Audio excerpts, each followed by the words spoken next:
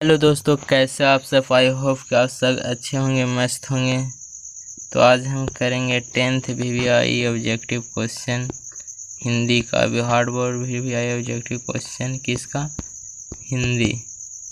तो please channel पे नए हैं तो चैनल को सब्सक्राइब, ऑनलाइन टेस्ट को हमारा सपोर्ट और अपना ज्ञान बढ़ाएं। वीडियो को लाइक कर दें। तो चलिए वीडियो को बिना टाइम पास किए हुए शुरू करते हैं। उतना वीडियो को थोड़ी सी भी स्किप मत करना है, क्योंकि अगर छल कर जाए आधा ज्ञान काफ़ी खतरनाक होता है, इसलिए वीडियो को अंत तक देखना। पहला क्वेश्चन है हमारा, आजकल भारतीय पहनावे बदल गए हैं, इस वाक्य में पहनावा कौन सी संख्या है? आजकल भारतीय पहनावे बदल गए हैं, इस वाक्य में पहनावा कौन सा संख्या है? पहनावे तो आप बता सकते हैं कौन सी संज्ञा है दोस्तों?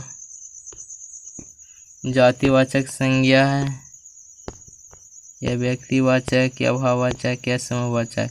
तो पहनावा जिससे भाव का पता चले, तो ये है क्या? हमारा भाववाचक संज्ञा। ऑप्शन नंबर हमारा सी सही है, भाववाचक संज्ञा।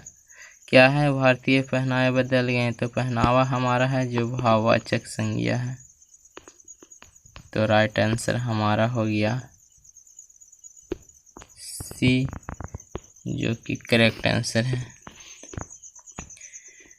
मैं आप चला जाऊंगा, इस वाक्य में कौन सा सर्वनाम है? मैं आप चला जाऊंगा। मैं आप चला जाऊंगा, इस वाक्य में कौन सा सर्वनाम है? बताओ दोस्तों, मैं आप चला जाऊंगा, इस वाक्य में कौन सा सर्वनाम है? पुरुषवाचक सर्वनाम, निजवाचक सर्वनाम, निश्चयवाचक सर्वनाम, संबंधवाचक सर्वनाम। तो जिससे निजता का पता चले या स्वयं का पता चले उसे निजवाचक सर्वनाम कहते हैं। तो मैं आप चला जाऊंगा या स्वयं चला जाऊंगा, इससे किसका पता चला है दोस्तों? निजता का, यानी कि ये निजवाचक सर्वनाम होगा हमारा। राइट आंसर भी है, जो कि करेक्ट आंसर है हमारा, यानी कि जिससे निजता का पता चले उसे निजवाचक सर्वनाम कहते हैं। हमारा right answer option number B, जो कि करेक्ट आंसर है, निजवाचक सर्वनाम।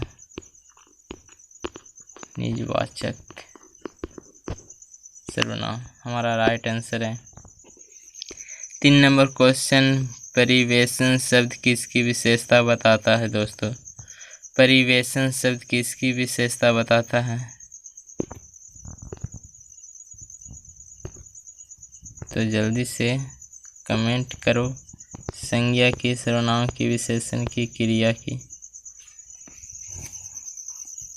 तो हमारा 3 नंबर क्वेश्चन का सही आंसर होगा विशेषण की। जो सब संज्ञा सर्वनाम की विशेषता बताता है उसे हम विशेषण कहते हैं। तो राइट आंसर क्या होगा? ऑप्शन नंबर सी, विशेषण की। किसकी? विशेषण की। हमारा राइट आंसर होगा ऑप्शन नंबर सी, जो कि करेक्ट आंसर है, विशेषण की। मोर को जिंदगी से वृहत घृणा, इस वाक्य में से किस कारक की विभक्ति है? यहाँ पे विभक्ति होगा अभी।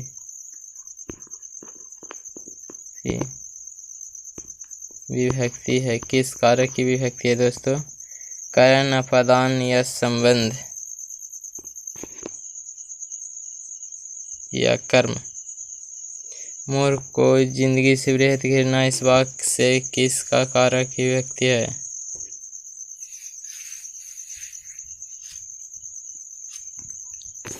तो अब हम देखो बताते हैं। करण के लिए होता है चिन्ह में पर,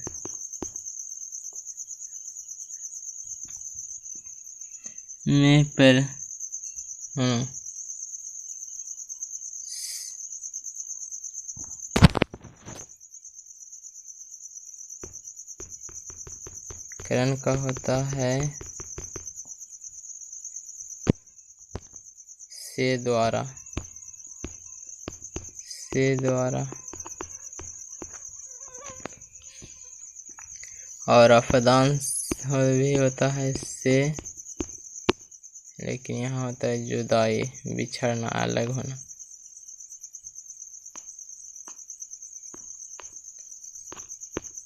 संबंध का के की कर्म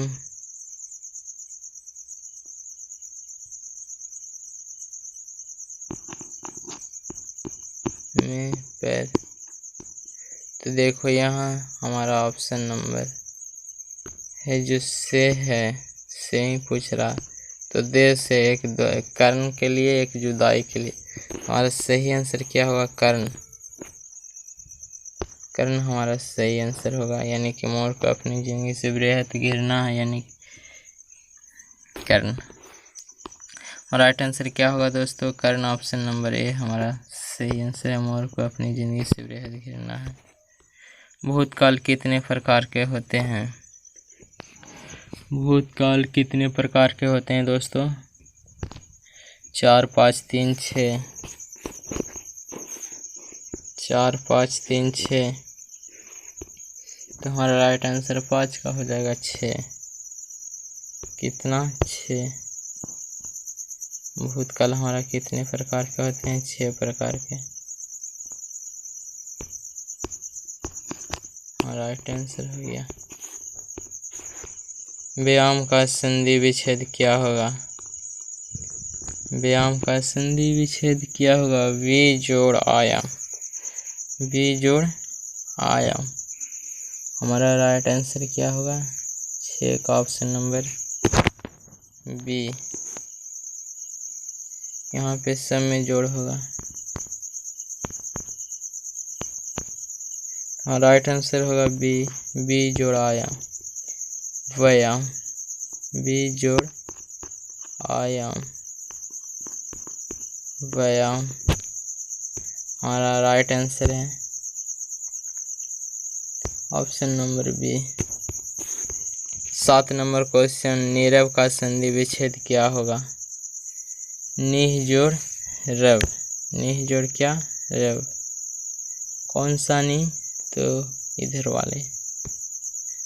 निह जोड़ रव।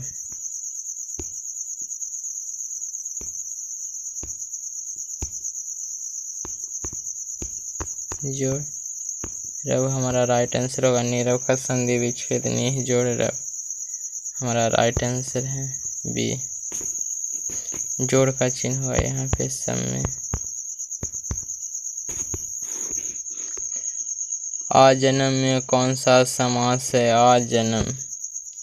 आ जन्म में कौन सा समास है दोस्तों? 8 नंबर क्वेश्चन।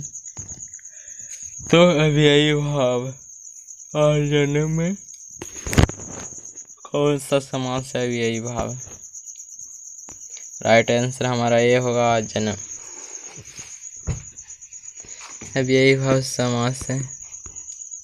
जन्म मरण में कौन सा समास है? आई होप इसका आंसर आप लोगों को पता होना चाहिए। जन्म मरण यानी कि 2 बात हो रहा है यहाँ, एक जन्म और एक मरण, यानी कि ये होगा क्या? Option A. 9 का ऑप्शन ए द्वंद्व समास। द्वंद्व यानी कि 2 जन्म अलग और एक मरण, तो यह होगा हमारा द्वंद्व समास। राइट आंसर हमारा होगा ऑप्शन नंबर ए, जो कि करेक्ट आंसर है। 10 नंबर क्वेश्चन, निस्तेज में कौन सा उपसर्ग है? निस्तेज में कौन सा उपसर्ग है? तो हमारा राइट आंसर होगा निश। निश हमारा राइट आंसर होगा। सॉरी, अच्छा से आ रहे निश। राइट आंसर क्या होगा? निस्तेज में कौन सा उपसर्ग है? उपसर्ग मतलब जो आगे आता है। उपसर्ग मतलब क्या दोस्तों? जो आगे लगेगा है, किसी शब्द के आगे लगेगा, जैसे कि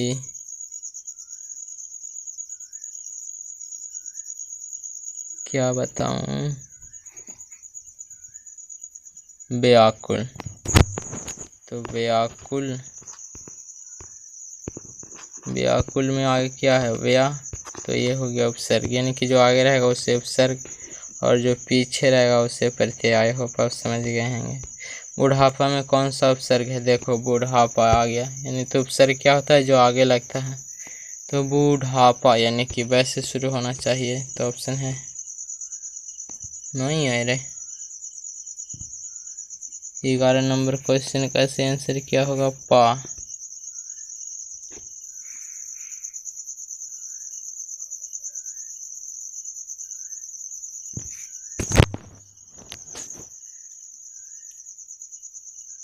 ये आंसर गलत है रे बाबा, उपसर्ग है, तो ये गलत है, पा आंसर इससे दे रहा है। तो ये छोड़ो, ये गलत है क्वेश्चन। अगर प्रत्यय करता तो हो नहीं, यहाँ प्रत्यय होना चाहिए, उपसर्ग की जगह क्या कर दो, प्रत्यय। प्रत्यय तो क्या होगा आंसर, पा होगा। अब राइट आंसर हमारा पा। क्या कहें, जो पीछे रहेगा उसे प्रत्यय, तो बुढ़ापा में बूढ़ापा यानी कि बूढ़ापा, बूढ़ा जोड़ पा यानी कि प्रत्यय हमारा क्या होगा, पा। निम्नलिखित शब्दों में कौन सा शब्द शुद्ध है, यानी कि इसमें से एक ही शब्द शुद्ध लिखा गया है, बाकी गलत है। तो हमारा राइट आंसर होगा 12 नंबर क्वेश्चन का उच्छ्वास, बी। बी हमारा करेक्ट आंसर है, उच्छ्वास। कैसे लिखेगा देख लो, ऊ आधा चा वास, उच्छ्वास हमारा राइट आंसर है। निम्नलिखित शब्दों में कौन सा शब्द शुद्ध है दोस्तों, तो ऑप्शन नंबर बी हमारा करेक्ट आंसर है, उच्छ्वास। निम्नलिखित शब्दों में कौन सा शब्द शुद्ध है, तो 13 नंबर क्वेश्चन चरमोत्कर्ष, ऑप्शन नंबर ए चरमोत्कर्ष। और राइट आंसर क्या होगा, चरमोत्कर्ष, चरमोत्कर्ष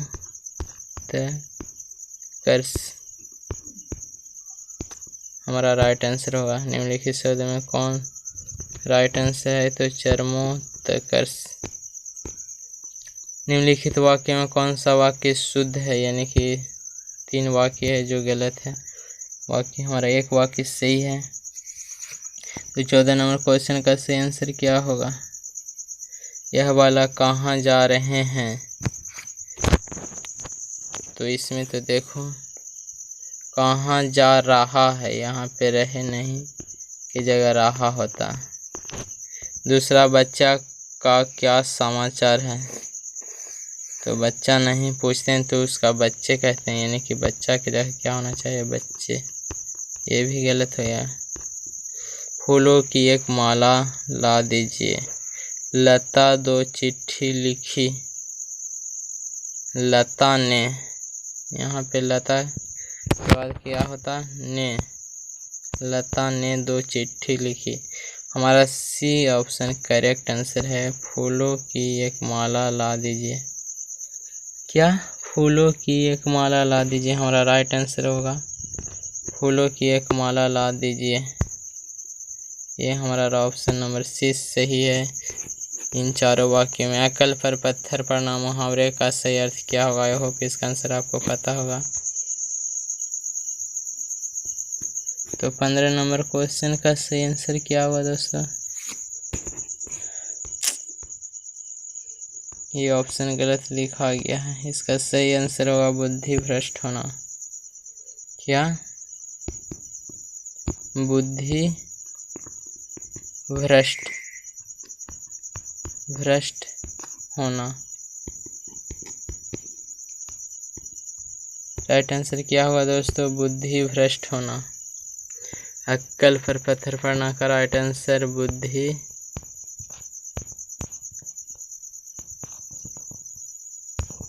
भ्रष्ट होना, भ्रष्ट होना, यह हमारा राइट आंसर है। बुद्धि भ्रष्ट होना, कल पर पत्थर पड़ना। आधुनिक सभ्य समाज श्रम विभाजन को आवश्यक क्यों माना जाता है? क्यों माना जाता है दोस्तों? कार्यकुशलता के लिए, भाईचारा के लिए, रूढ़िवादिता के लिए, इनमें से कोई नहीं। तो हमारा 16 का आंसर होगा कार्यकुशलता के लिए। क्या कार्यकुशलता के लिए ये सही माना जाता है? आधुनिक श्रम विभाजन को आवश्यक क्यों माना जाता है? तो कार्यकुशलता के लिए। काफ़ी VVI क्वेश्चन है, इसको जरूर याद कर लेना भाई। श्रम विभाजन और जाति प्रथा पाठ बाबा साहेब के किस भाषण का संपादित अंश है? इसका आंसर क्या होगा दोस्तों? 17 का सही आंसर होगा हमारा annihilation of caste. Annihilation of caste अर्थात ऑप्शन नंबर सी करेक्ट है, annihilation of cast.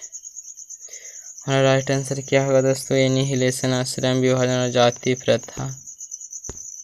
Baba Saheb कौन लिखे हैं? बाबा साहेब को, यानी कि किस भाषण में संपादित? एनिहिलेशन ऑफ कास्ट, यानी कि ये भी क्या है? एक भाषण ही है। और श्रम विभाजन भी जो लिखा इसने वो भी एक भाषण ही है। राइट आंसर हमारा सी होगा, एनिहिलेशन ऑफ कास्ट। ऐसे ही लड़के आगे चलकर गुंडे चोर डाकू बनते, यह पंक्ति कहानी के किस पात्र ने कही? तो किसने कही दोस्तों? 18 नंबर क्वेश्चन का सेन साहब। सेन साहब ने कहा ये बात कि ऐसे ही लड़के आगे चलकर गुंडे चोर डाकू बनते, यह किस पात्र ने कही? तो सेन साहब। सेन साहब ने कहा यह बात, तो याद रखना सेन साहब। चोर लड़ाकू गुंडे ऐसे ही लड़के बनते, ये किसने कहा? सेन साहब। एक बार और, सेन साहब। किसके अध्ययन क्षेत्र में भारत के कारण नवजीवन का संचार हो चुका? किस अध्ययन क्षेत्र में? तो हमारा 19 का राइट आंसर क्या होगा दोस्तों? ऑप्शन नंबर नीति कथा। क्या? नीति कथा। ऑप्शन नंबर बी हमारा राइट आंसर है, नीति कथा। नीति कथा के क्षेत्र में क्या हुआ था? नवजीवन का संचार हुआ था भारत में। हमारा राइट आंसर क्या होगा दोस्तों? नीति कथा। किस अध्ययन क्षेत्र में भारत का नवजीवन का संचार हो चुका है? तो नीति कथा में। सहजात वृत्तियाँ किससे कहते हैं? आई होप इसका आंसर आपको पता होना चाहिए। सहजात वृत्तियाँ किससे कहते हैं? तो अनजान स्मृतियों को सहजात वृत्तियाँ कहते हैं।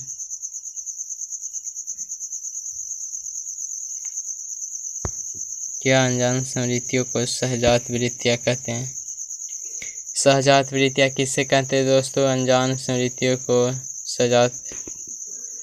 अनजान स्मृतियों को ही सहजात वृत्तियाँ कहते हैं। ऑप्शन नंबर 11 क्वेश्चन, नागरी लिपि के आरंभिक लेख हमें कहाँ से मिले?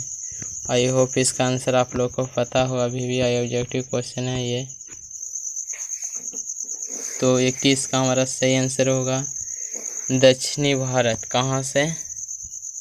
दक्षिणी भारत से। नागरी लिपि के आरंभिक लेख कहाँ से मिले?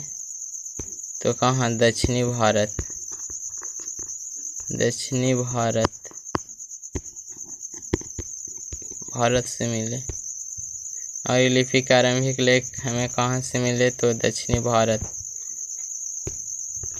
अगर अभी तक हमारे चैनल नहीं सब्सक्राइब किए तो प्लीज़ ऑनलाइन टेस्ट को सब्सक्राइब कर अपने ज्ञान को बढ़ाएं और हमारा सपोर्ट करें। साथ ही वीडियो को लाइक कर दें। बेतमा दान पत्र किस समय का है? VVIOT क्वेश्चन है दोस्तों, बेतमा दान पत्र किस समय का है? 1023 AD में। तो हमारा सही आंसर क्या होगा 22 का? 1020 ईस्वी, यानी कि राइट आंसर हमारा होगा ऑप्शन नंबर सी, जो कि करेक्ट आंसर है। बेतमा दान पत्र किस समय का है दोस्तों? तो 1020 10-20 याद इसको कैसे रखेंगे? 10-20 ईस्वी का। बेतमा दान पत्र किस समय का है दोस्तों? 10-20 यानी कि 1020 ईस्वी का। आई होप ये आपको याद रहेगा। तो प्लीज़ अभी तक हमारे चैनल को सब्सक्राइब ना किए हैं तो प्लीज़ ऑनलाइन टेस्ट अपना चैनल सब्सक्राइब कर हमारा सपोर्ट और अपना ज्ञान बढ़ाएं और ऑनलाइन टेस्ट का एक हिस्सा बन जाएं, जो कि आप में और हमें एक बहुत बड़ी बात होगी। साथ ही नोटिफिकेशन ऑन कर लें ताकि मेरा कोई भी वीडियो मिस ना हो। बहादुर लेखक घर से अचानक क्यों चला गया? क्यों चला गया दोस्तों अपने घर छोड़कर बहादुर लेखक? तो 23 नंबर का हमारा आंसर होगा स्वयं के प्रति लेखक तथा उसके व्यवहार। स्वयं के प्रति लेखक तथा उसके घर वालों के व्यवहार के कारण। हमारा राइट आंसर होगा ऑप्शन नंबर सी। बहादुर लेखक के घर से अचानक क्यों चला गया? तो स्वयं के प्रति लेखक तथा उसके घर वालों के व्यवहार में आए परिवर्तन के कारण। बहुत उससे गलत ज़्यादा काम करवाता था, गलत व्यवहार करता था, इसीलिए बहादुर चला गया। साहित्य की परंपरा का पूर्ण ज्ञान किस व्यवस्था में संभव है? तो 24 का हमारा राइट आंसर होगा क्या? समाजवादी व्यवस्था। किसमें? समाजवादी व्यवस्था में। साहित्य की परंपरा का पूर्ण ज्ञान किसमें समय? तो समाजवादी में सारा ज्ञान की व्यवस्था संभव है। पंडित बिरजू महाराजा का जन्म कब हुआ? VVI क्वेश्चन है ये। जन्म से कितने अंक का आता है? 5 मार्क का नंबर आता है दोस्तों। तो प्लीज़ जन्म जरूर याद करो लेखक का। पंडित बिरजू महाराजा का जन्म कब हुआ दोस्तों? 25 का हमारा राइट आंसर क्या होगा? 4 फरवरी 1938। कब? 4 फरवरी 1938 ऑप्शन नंबर ए हमारा राइट आंसर है। 4 फरवरी 1938 ईस्वी को पंडित बिरजू महाराजा का जन्म हुआ। तो ये जन्म वाला ना याद रखना, इससे 5 मार्क्स आता है। तो पंडित बिरजू महाराजा का जन्म कब हुआ दोस्तों? 4 फरवरी 1938। कब? 4 फरवरी 1938 का जन्म हुआ बिरजू महाराजा का, जो एक निरीक्षक थे। ला मादा मोजेल द एवेन्यू किसकी कृति है? किसकी कृति है दोस्तों? ला मादा मोजेल द एवेन्यू किसकी कृति है? 26 नंबर क्वेश्चन। तो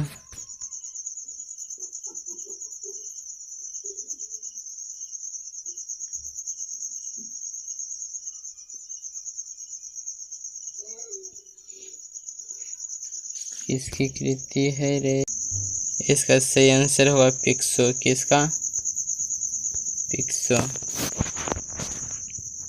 पिकासो का। ला मादा मोजेल एवेन्यू किसकी कृति है? तो पिकासो का ये हमारा राइट आंसर भी होगा। पिकासो या पिकासो। ला मादा मोजेल द एवेन्यू किसकी कृति है? तो पिकासो। 7 ला शत्रु का धार्मिक उपयोग कब से कब तक होता रहा? ला शत्रुज का धार्मिक उपयोग कब से कब तक होता रहा। तो इसका सही आंसर क्या होगा दोस्तों? 14वीं सदी से फ्रेंच क्रांति तक। और right answer option number B, 14वीं सदी से फ्रेंच क्रांति तक लाल शतरंज का धार्मिक उपयोग होता रहा। दोस्तों ये याद रखना, काफ़ी भी आई क्वेश्चन ये भी है। लाल शत्रु का धार्मिक उपयोग कब से कब तक होता रहा? तो 14वीं सदी से फ्रेंच क्रांति तक, ये हमारा राइट आंसर होगा। मछली कहानी में किस वर्ग का चित्रण किया गया है दोस्तों? तो इसका सही आंसर होगा ऑप्शन नंबर बी, जो कि गलत लिखा गया है, आगे भी होना चाहिए। तो यहाँ पे होगा हमारा ये आंसर, निम्न मध्यवर्गीय परिवार। निम्न मध्यवर्गीय परिवार, ये हमारा बिल्कुल राइट है। विनोद कुमार शुक्ल जी इसका लेखक है। मछली का लेखक कौन है दोस्तों? विनोद कुमार शुक्ल, ये भी याद कर लो आप लोग। मछली कहानी विनोद कुमार शुक्ल।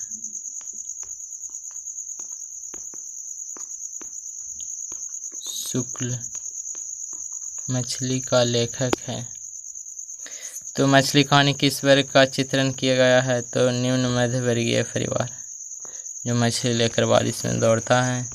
बिस्मिल्लाह खां के साथ किस मुस्लिम पर्व का नाम जुड़ा है? इसका नाम जुड़ा है मेरे साथियों,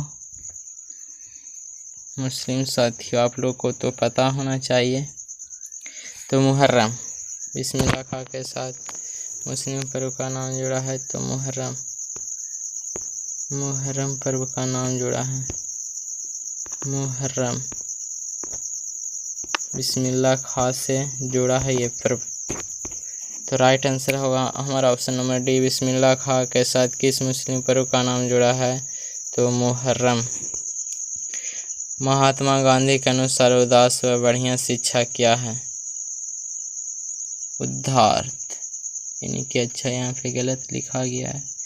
30 नंबर क्वेश्चन, उदात्त होगा, उदास नहीं, उदात्त।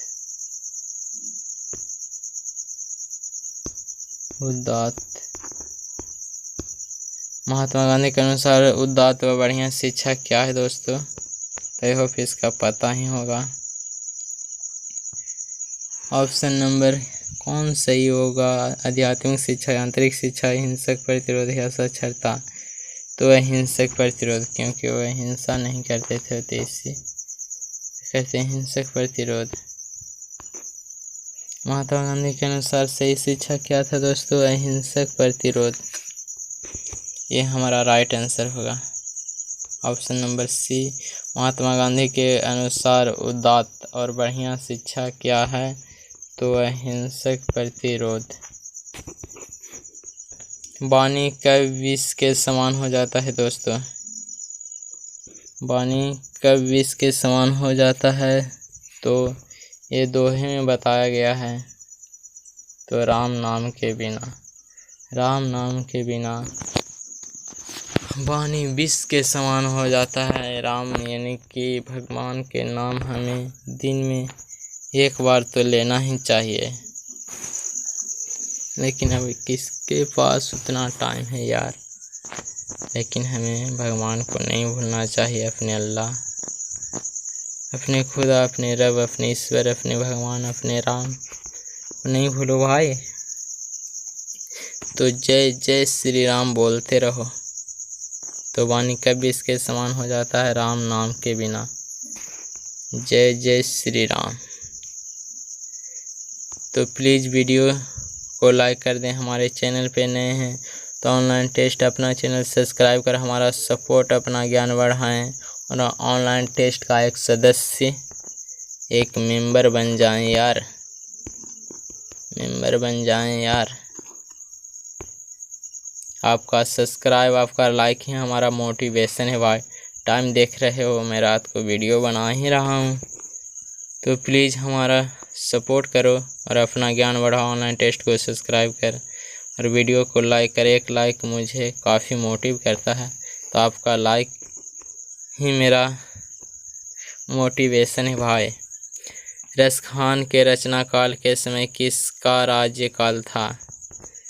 तो किसका राज्यकाल था रे दोस्तों? जहांगीर जहांगीर। रसखान के रचना काल के समय किसका राज्यकाल था? तो जहांगीर। रसखान, रस से याद करो, रस से याद करो, रस और जहांगीर। रस जहाँ मन है वहाँ गिर जा, कोई फर्क नहीं पड़ता। तो ये आप याद रख सकते हैं इजली। रसखान के रचना काल के समय किसका राज्यकाल था? तो जहांगीर। जहाँ मन है वहाँ रस गिर सकता है। तो ऐसा ट्रिक बता रहा हूँ भाई। वीडियो को लाइक करो, आपका एक लाइक हमारे मोटिवेशन को बढ़ाता है, हमारे हिम्मत को बढ़ाता है कि नहीं, कोई भी है जो हमें लाइक करता है हमारे वीडियो को, उसे पसंद आ रहा है। साथ ही एक अच्छा सा कमेंट करना ताकि मुझे लगे कि नहीं, मैं कुछ अच्छा कर रहा हूँ। कोई भी कमी हो तो कमेंट में लिखो, उसे मैं सुधारूँगा। कवि ने प्रंजय किसे कहा? किसको कहा दोस्तों? प्रंजय कवि ने किसको कहा? कृष्ण को, सुजान को, बादल को या हवा को? तो राइट आंसर क्या होगा दोस्तों? आई होप इसका आंसर आपको पता होगा। तो कहा बादल को। किसको? बादल रे। कवि ने प्रंजय किसे कहा? तो बादल को। बादल को ही कवि ने प्रंजय कहा। तो हमारा राइट आंसर सी होगा। प्रेमधन अपना आदर्श किससे मानते थे? किससे मानते थे दोस्तों? सब आदमी का एक आदर्श होता है। आदर्श मतलब कि जिसके तरह वो बनना चाहता है, उसके सही नियमों का पालन वो करता है। जो उसने कहा तो उसे ही कहते हैं आदर्श। तो प्रेमधन है या प्रेमघन है? प्रेमधन। तो किसके आदर्श थे? किसको आदर्श मानते थे? तो हमारा इसका राइट आंसर क्या होगा दोस्तों? 34 का option number Bharatendu Harishchandra. D हमारा राइट आंसर है। मिस्टर भारतेंदु हरिश्चंद्र। प्रेमधन अपना आदर्श किसे मानते थे दोस्तों? तो मिस्टर भारतेंदु हरिश्चंद्र को प्रेमधन अपना आदर्श मानते थे।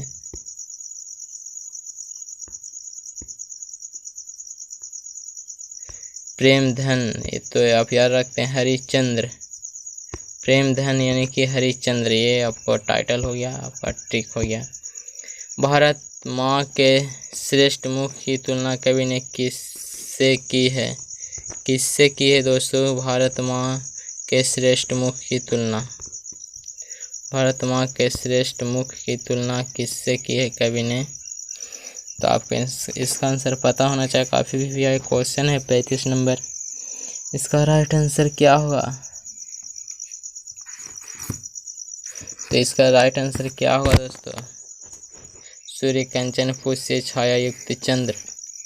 तो इसका राइट आंसर होगा ऑप्शन नंबर डी, छाया युक्त चंद्र।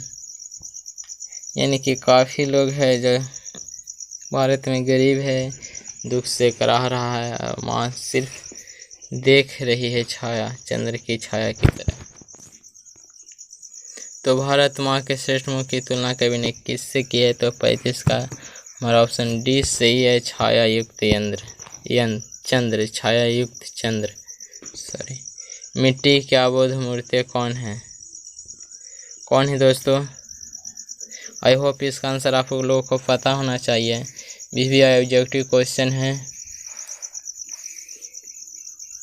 तो मिट्टी के अबोध मूर्ति कौन है दोस्तों? BBI objective question. तो इसका सही आंसर होगा जनता। जनता कुछ नहीं करता है भाई, वोट देता है, दबा रहा है, वो जान रहा है कि हमारे हिस्से को वो खा रहा है, हमें सता रहा है, लेकिन वो करेगा कुछ नहीं, मिट्टी के मूर्ति की तरह बना रहेगा। कोई किसी से कंप्लेन नहीं है। राशन मिलना चाहे 10 किलो 8 किलो दे रहा है, अरे यार इतना तो मिल रहा है ना, ये बोलेगा जनता। लेकिन हमें ऐसा नहीं करना चाहिए, हमें रिपोर्ट करना चाहिए उससे आगे उससे आगे। हिरोशिमा कविता किसका चित्रण करती है? किसका चित्रण करती है हिरोशिमा कविता दोस्तों? 37 नंबर क्वेश्चन का। तो आधुनिक सभ्यता की दुर्दशा, आधुनिक सभ्यता की दुर्दशा, ये हिरोशिमा पे बम गिराया गया इसलिए आधुनिक सभ्यता की दुर्दशा, यानी कितना उसके पास क्या कहें, थोड़ी सी भी दिल में ये नहीं आया कि वहाँ का जनता का क्या हुआ और वहाँ बम गिरा दिया। तो हिरोशिमा कविता किसका चित्रण करती है? आधुनिक सभ्यता की दुर्दाता मानवीय विभीषिका, यानी कि विभीषिका मतलब कि काफ़ी खून खतरा वाला, यानी कि दया माया वाला नहीं, यानी कि दुर्दशा।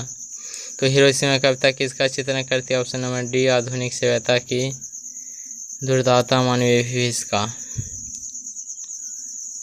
तो उबना नहीं दोस्तों, वीडियो को अंत तक देखना, क्योंकि उब जाओगे तो अच्छे नंबर कैसे लाओगे यार, मेहनत तो करना पड़ेगा। मैं तो वीडियो बना रहा हूँ, जितना मेहनत, आप लोगों को अच्छा नंबर लाना है तो और कितना मेहनत करना चाहिए भाई। एक वृक्ष की हत्या कविता किस काव्य संग्रह से संकलित है? आई होप इसका आंसर आपको पता होगा। 38 नंबर का दीप शिखा या ग्राम्या इन दिनों चिंता, कौन सही है 38 का? तो ऑप्शन नंबर हमारा सी सही है, इन दिनों एक वृक्ष की हत्या है कविता के काव्य संग्रह से लिया गया है। इन दिनों कविता संग्रह से लिया गया है कौन सा? एक वृक्ष की हत्या। इन दिनों से लिया गया है एक वृक्ष की हत्या। गरीब बस्तियों में क्या हुआ? क्या हुआ दोस्तों गरीब बस्तियों में? 39 नंबर है, सिर्फ 11 क्वेश्चन ही बचे हैं 50 से। गरीब बस्तियों में क्या हुआ दोस्तों? उबना नहीं, वीडियो को अंत तक देखना, काफ़ी मज़ा आएगा। कई शिशु पैदा हुए, दंगे, आगजनी और बमबारी धमाके से देवी जागरण इनमें से कोई नहीं। 39 का तो क्या हुआ? धमाके से देवी जागरण। ऑप्शन नंबर सी हमारा करेक्ट आंसर है, धमाके से देवी जागरण। 39 का यानी कि धूम धड़ाका से हुआ देवी जागरण। गरीब बस्तियों में क्या हुआ? यानी कि धूम धड़ाका से मनाया क्या? देवी जागरण। लक्ष्मी पूजा, दुर्गा पूजा जो कह सकते हैं सरस्वती। सृष्टि का विकास कथा का प्रथम अक्षर क्या है? क्या है दोस्तों प्रथम अक्षर सृष्टि के विकास के कथा के लिए? सफलता की पहली मुस्कान, विफलता के परिणामस्वरूप उत्पन्न क्रोध, विफलता का छल के आंसू, सफलता के लिए उत्साह। तो 40 का हमारा राइट आंसर क्या होगा? विफलता पर छल के आंसू।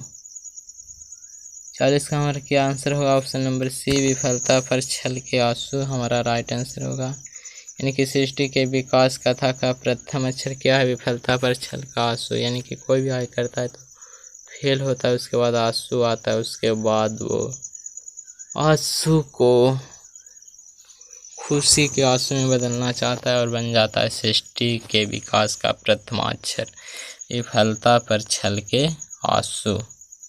ये हमारा राइट आंसर होगा। लौट कर आऊँगा फिर कविता किस कवि द्वारा भावांतरित की गई है? किसके द्वारा? जीवनदास, विनोद कुमार शुक्ल, प्रयाग शुक्ल या कुंवर नारायण। तो 41 का हमारा राइट आंसर क्या हुआ दोस्तों? प्रयाग शुक्ल। क्या? प्रयाग शुक्ल हमारा राइट आंसर होगा। ऑप्शन नंबर सी, लौट कर आऊँगा फिर प्रयाग शुक्ल कहते हैं कि लौट कर आऊँगा फिर, ये हमारा राइट आंसर होगा। लौट कर आऊँगा फिर किस कवि ने भावांतरित किया है? तो प्रयाग शुक्ल।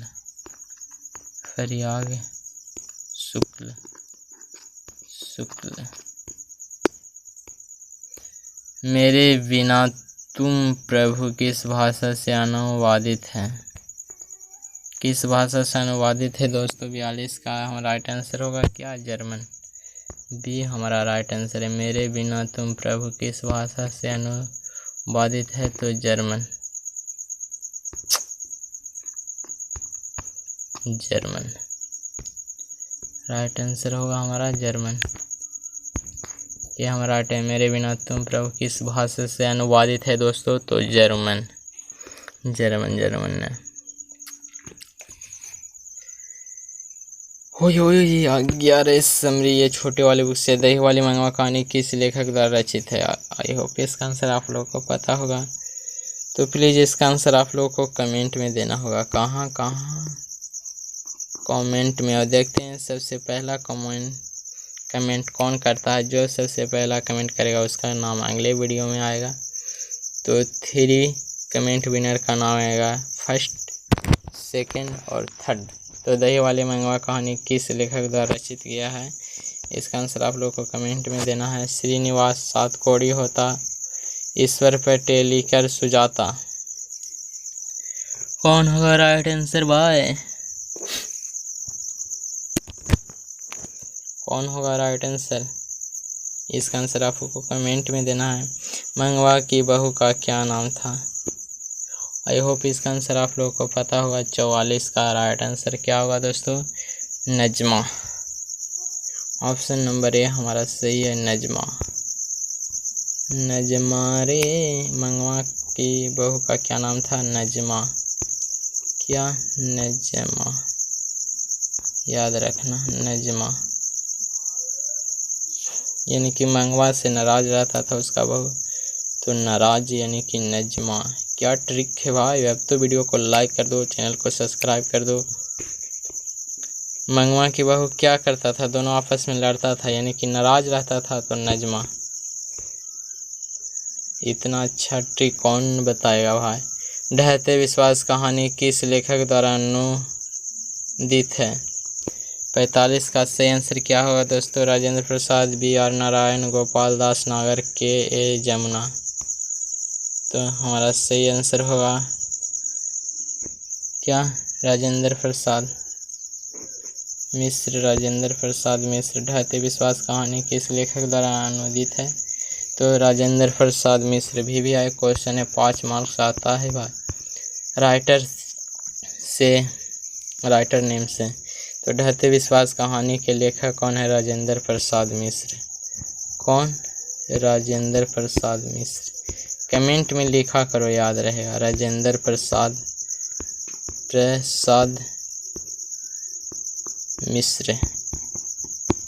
इसलिए मैं वीडियो में भी लिखता हूँ ताकि हमें भी याद रहे। ढहते विश्वास कहानी किस लेखक द्वारा अनुदित है? राजेंद्र प्रसाद मिश्र। यह हमारा राइट आंसर होगा। माँ कहानी किस लेखक द्वारा रचित है? माँ कहानी किस लेखक द्वारा रचित है दोस्तों? श्रीनिवास सातकोड़ी होता, ईश्वर पटेलीकर, सुजाता। कौन? तो इसका सही आंसर होगा ईश्वर पटेलीकर। ऑप्शन नंबर सी हमारा सही आंसर है, ईश्वर पटेलीकर।